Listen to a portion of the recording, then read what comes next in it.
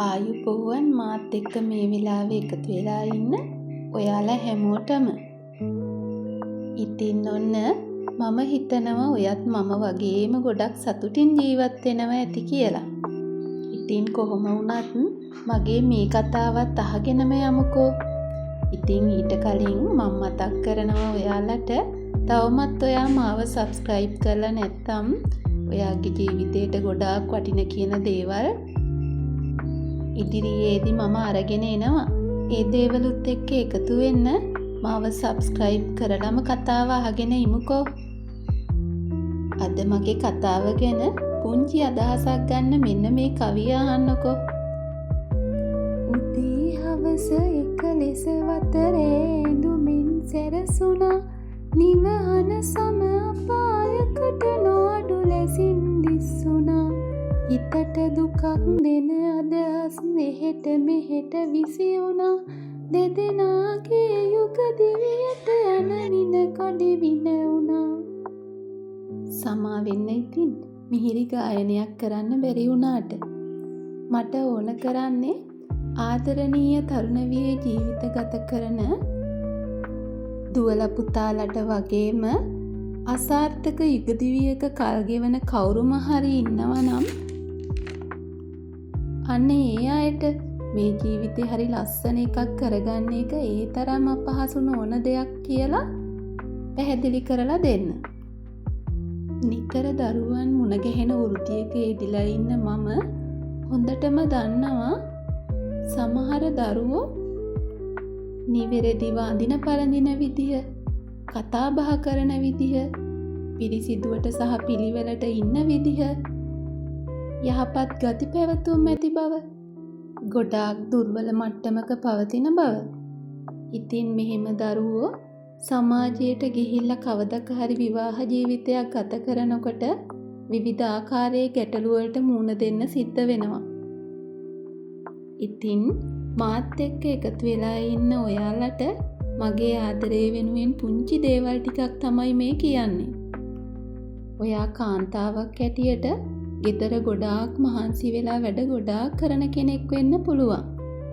ඒ වගේම ඔයා කරන වැඩ ගැන කිසිම කෙනෙක් කිසිම අගය කිරීමක් කරන්නේ නැති වෙන්නත් පුළුවන්. ඉතින් ඒ ගැන ඔයා ගොඩක් දුකෙන් ඉන්නවා ඇති. ඔයා දන්නවද? ඔයා නොහිතුවාට එයාලා ඔයාගෙන් බලාපොරොත්තු වෙන්නේ ඔයා හිතනවට වඩා වෙනස්ම දෙයක් වෙන්න ඇති.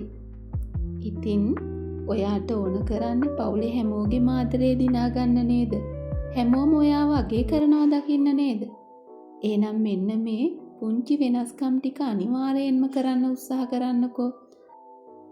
වැඩි කල් යන්න කලින් ඔයාට වැටහෙයි ඔයාගේ ජීවිතේ හිතා ගන්න බැරි වෙනසක් සිද්ධ වෙනවා කියලා. ඊට කලින් ඔයාට කියන්න බැරි වුණානේ. අද සෙනසුරාදා දවසක්. අද මට අමතර වැඩ නම් කිසි දෙයක් කරන්න බෑ.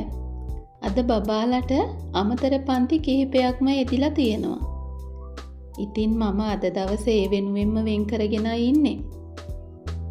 බබාලව පන්තියට ගිහින් දාන්න ඕනේ, නැවත අරන් එන්න ඕනේ.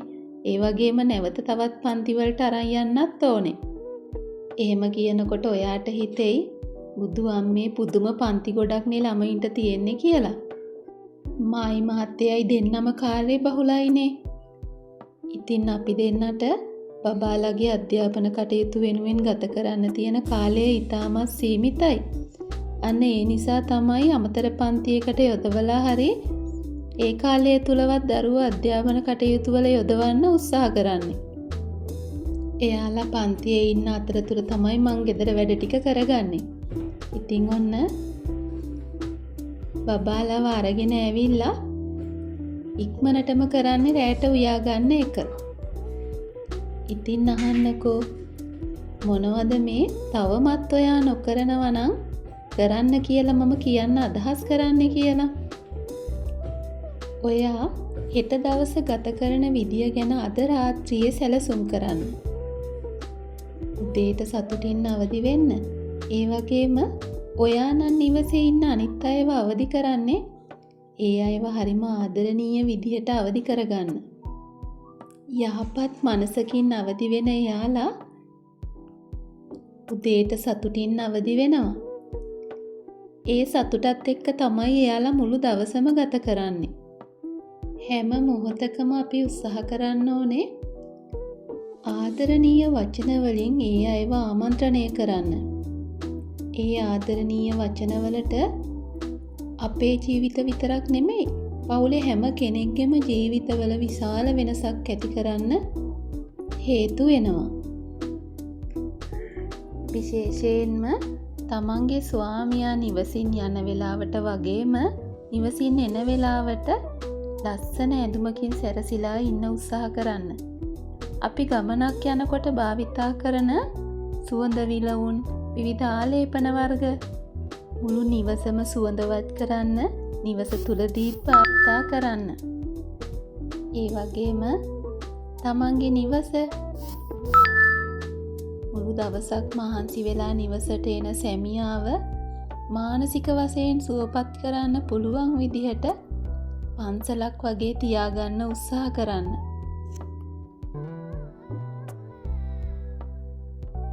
ඒ වගේම ඔබට කොයි තරම් වැඩ තිබුණත් ඔහු නිවසට පැමිණෙන වෙලාවට ඒ සියලු වැඩ පැත්තකට දාලා ඔහුව ආදරයෙන් පිළිගන්න ඉස්සරහට එන්න. ඔහුව තමන්ගේ ජීවිතයට සුවිශේෂී පුද්ගලයෙක් බව දඟවන්න. ඔහු නිවසට පැමිණෙන තෙක් අපි ආසාවෙන් ආදරයෙන් බලා හිටපු බව ඔහුට අඟවන්න. අපට නොදැනුණාට ඒක ඔහුට ලොකු ශක්තියක්.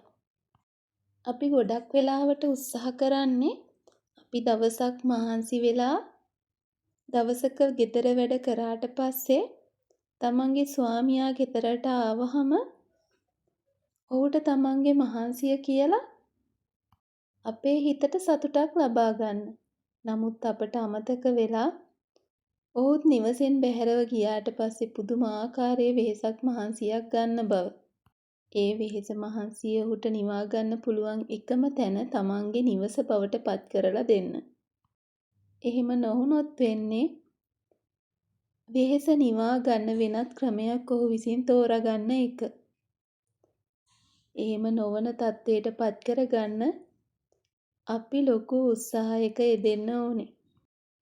කාන්තාව තමයි පවුලේ සමගිය, සතුට ආරක්ෂා කරලා දෙන මුදුන් මුල. එය ශක්තිමත් නම් ගහේ අතුපතර විහිදිලා මුළු ගහම මල්පල දරලා හරි ලස්සනට විබිදෙනවා. තවත් දෙයක් කියන්නද? ඔයාගේ ජීවිතයේ ඕනම දෙයක් කියන්න පුළුවන්. දුකක්, වේදනාවක්, සතුටක් බය නැතුව කියන්න පුළුවන් විශ්වාසදායක හොඳම මිතුරන් තෝරගන්න. අපි තෝරගන්න මිතුරන්ට පුළුවන් අපේ ජීවිතේ යහපත් කරන්න.